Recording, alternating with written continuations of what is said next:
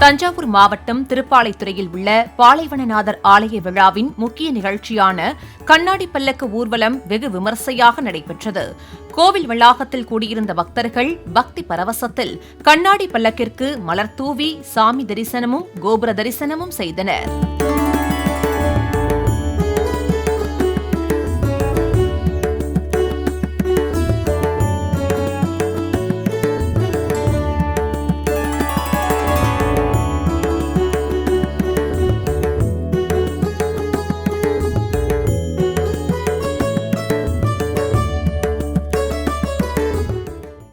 Play store மற்றும் app ஸ்டோரில் இருந்து பாலிமர் செயலியை QR கோடு மூலம் பதிவிறக்கம் செய்யுங்கள். செய்திகளை உடனுக்குடன் பெறுங்கள்.